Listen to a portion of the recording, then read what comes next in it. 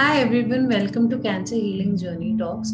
Myself Shruti Dapke from Community Outreach Team of Zenonco.io and Love Heals Cancer.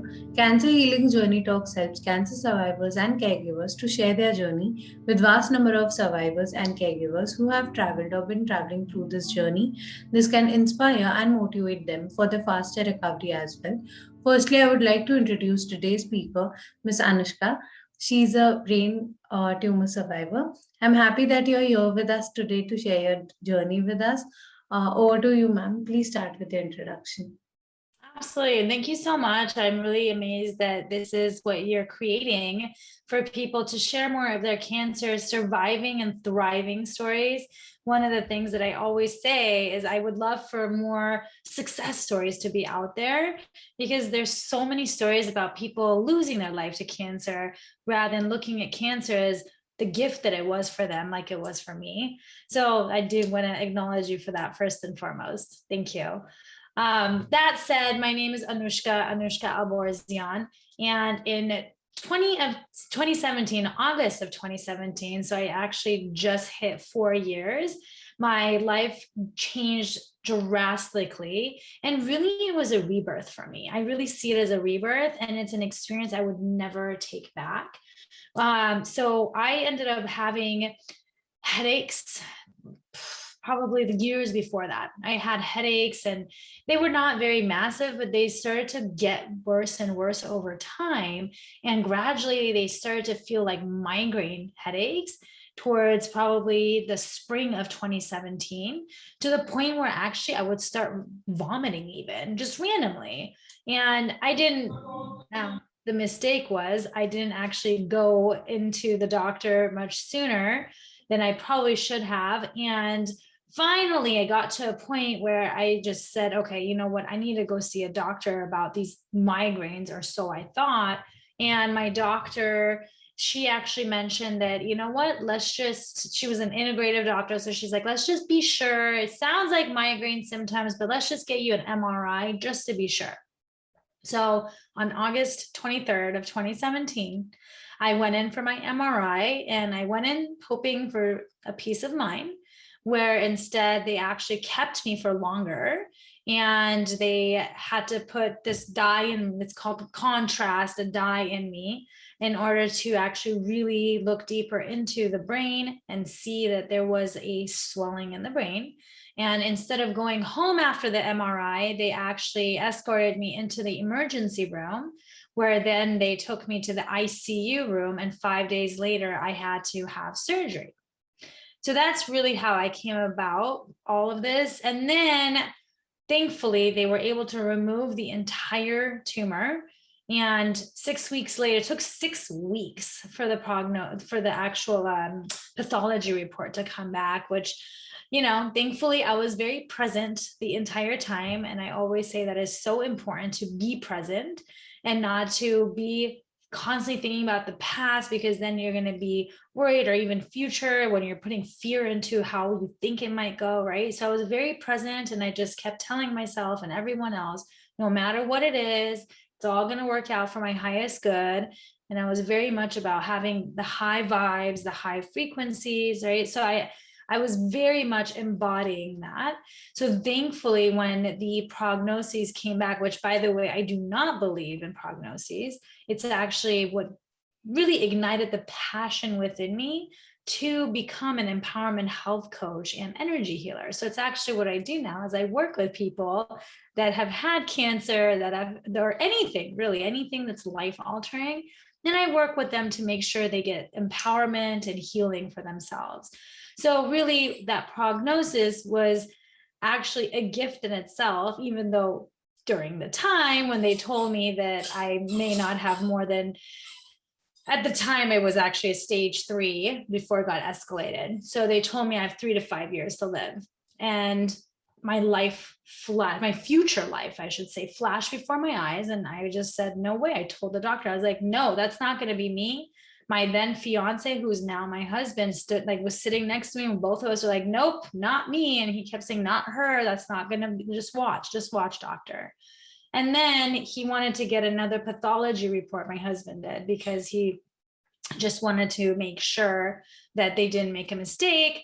Well, come to find out, it got escalated, and it got escalated to stage 4 glioblastoma, which they say is the most aggressive. And I put this in quotes because I don't care for narratives that are out there and labels that are out there, because they actually can cause people to lose hope. And what I personally did is I did not go on Google and research what glioblastoma even means. I didn't go into any of that. I focused only on healing.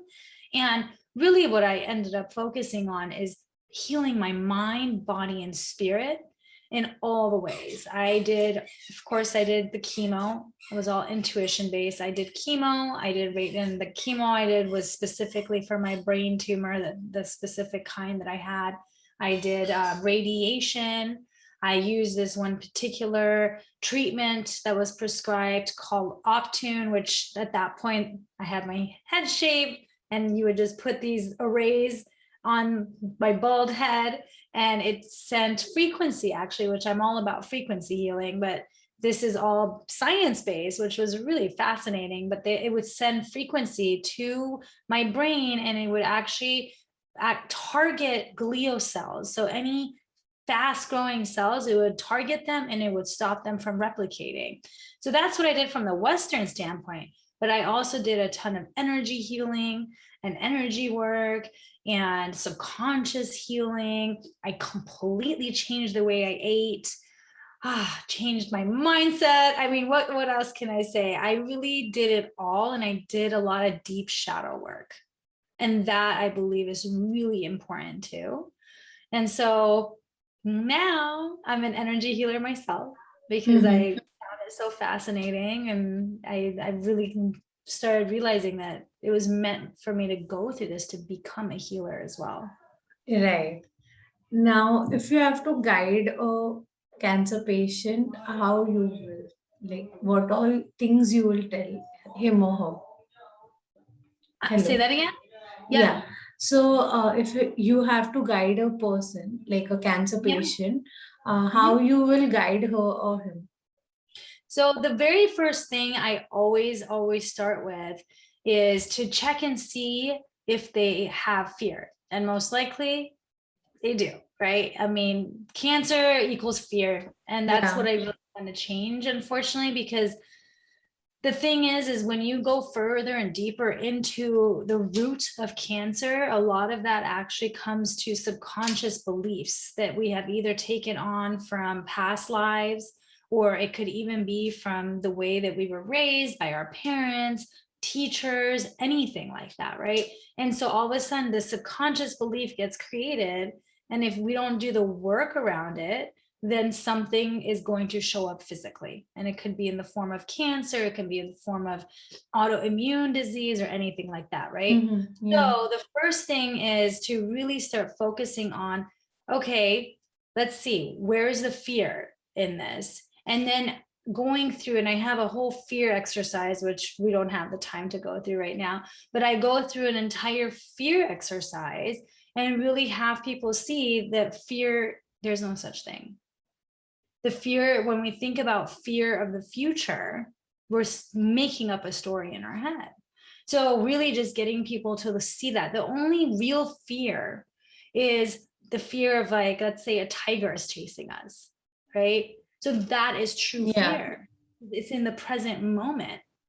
So that's what fear is meant for. It's like we are, as mammals, right? Deer, any of the mammals out there, the purpose of fear is to allow them to get into survival mode, and the entire immune system shuts down to get you in fight or flight mode to get away from danger. That's the purpose of it, right? And so when we are in fear mode, unfortunately, what ends up happening is the immune system gets completely shut down. And so how can a body heal when your immune system is shut down? Right? So it's very important to get out of fear mode. So that's one of the first steps that I always take on with clients. And then from there, we go to create a new story when they really recognize that, oh, like there is no such thing as fear. That's a big part of it. Absolutely. So after the chemotherapy, like there were any side effects, and did you like you yourself heal yourself, like you were saying mind, body, spirit? So that Yeah. helped during the chemotherapy. So thankfully I started doing quite a bit of self-development work Mm-hmm. before I even was diagnosed. So I had some kind of idea about mindset, right? I was very much I had started already working on my mindset, so thankfully. And then the body piece, I actually had become a health coach just a year or two. I want to say 2 years before I started to become a health coach randomly, right? And Mm-hmm. so thankfully, I had started to a little bit dive into both, not only mind, body, but also spirit. I started learning about energy and frequency and how we all have a frequency. I mean, Einstein always talked about that, right? Yeah. Einstein all about energy and how we all vibrate and we all have a vibration and frequency to us, each one of us. And every thought that we have, every thought we have creates a feeling within the body, which then creates a vibration. And that's what law of attraction is all about. So Uh-huh. that's really what I started to, and thankfully I had learned about law of attraction 10 years prior to all this. So in 2007, which I think a lot of people have heard of The Secret. Yeah. Yeah, so I think that was like the very first law of attraction that became more Mm. public, right? I mean, obviously, all law of attraction has been around for thousands upon thousands of years, but they're the ones that brought it out to the public. Yeah. And I actually not only read the book, but I watched the movie and it completely shifted my life. So then I started getting more into that as well. And so then I not only was already had learned some of this stuff, but I started to reach out to different people. I started working with a coach myself around mindset stuff.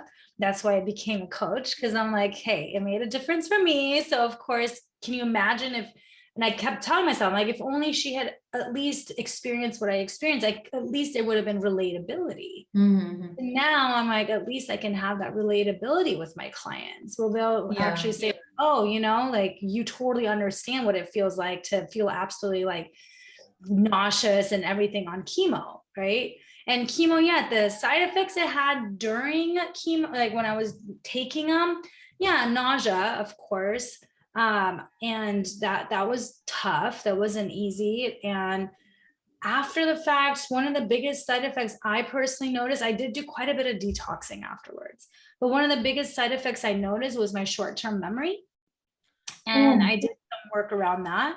So I was able to actually take some healing mushrooms actually.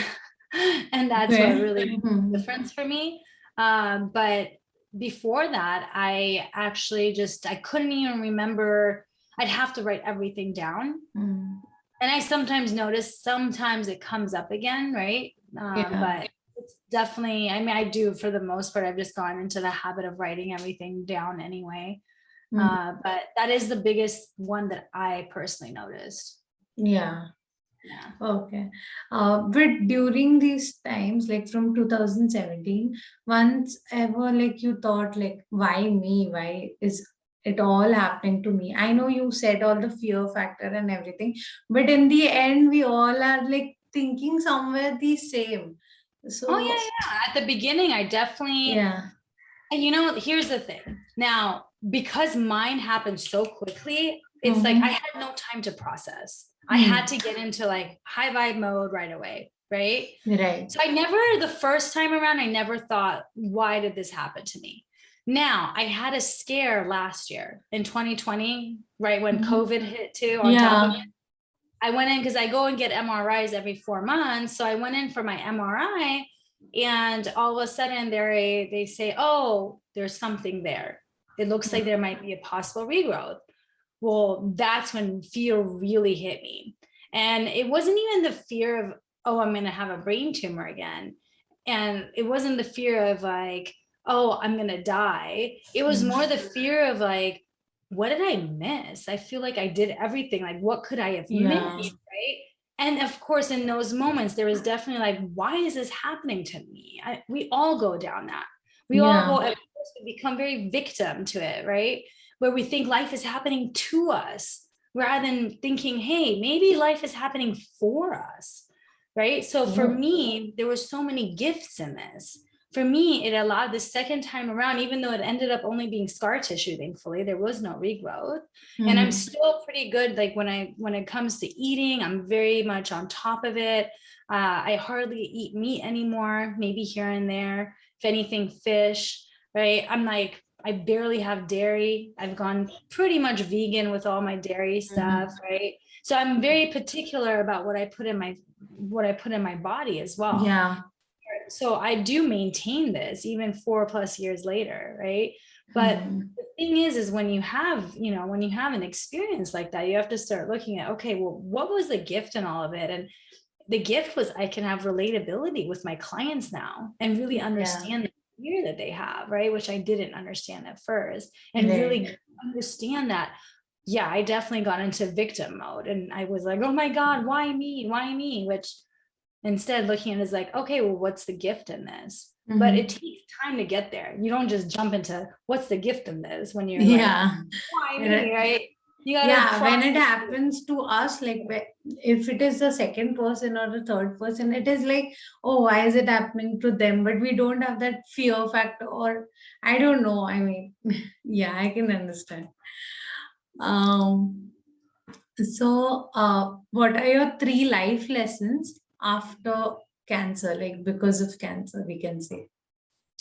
So one of the biggest ones I always have people look at is to really see, is there any anger or resentment or grudge or anything that you're holding on to in regards to anyone in your life?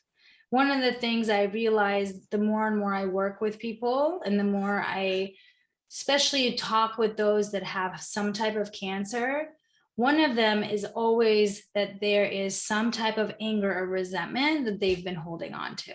Now, it could be in the form of the subconscious because they've taken it on from their families or parents or even, past lives. Like some of that stuff really does. I mean, this is my personal belief. I know not everybody maybe believes that, but just from what I've learned, that there is a possibility that comes within this life as well, right?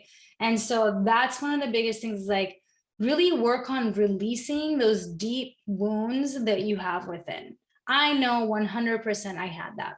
I was very angry and resentful when I was your age. I was a very, very not a happy person at all. And I had very bad relationships in my life. Every romantic relationship I had was the one worse after the other, which created more and more anger, more and more resentment. So that's one of the biggest lessons I would say. The second one is just to really focus on your mind, body, spirit. See what you can do to constantly bring them to balance and heal them. And really doing it from not 100%, because nobody can do things 100%. That's just really difficult to do, right? Yeah, but we can try. Yeah, we're human after all. So, hey, I want to enjoy a little bit of chocolate cake sometimes, right? Yeah. So really looking at it as more of like an 80-20%. I always say 80% healthy, 20% treating yourself in whatever area in your life that looks like, right?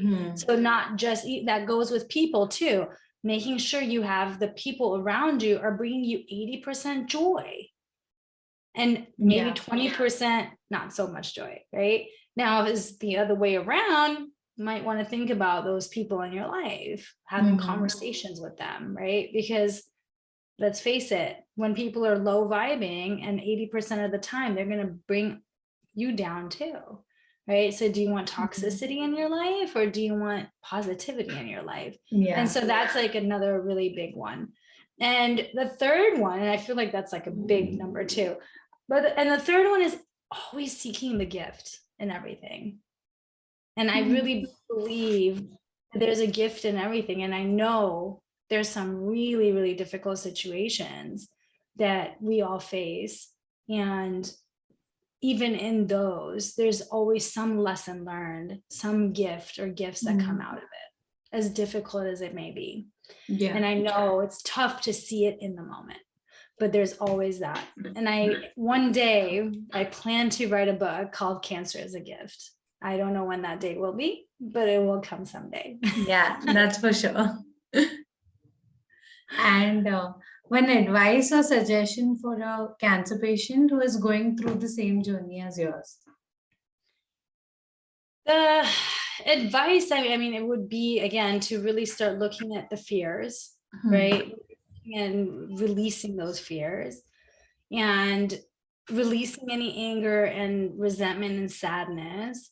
And I really do advise people to find someone, whether it's a therapist or a coach or some kind of energy healer, do some energy work, whatever it is, just take it all on.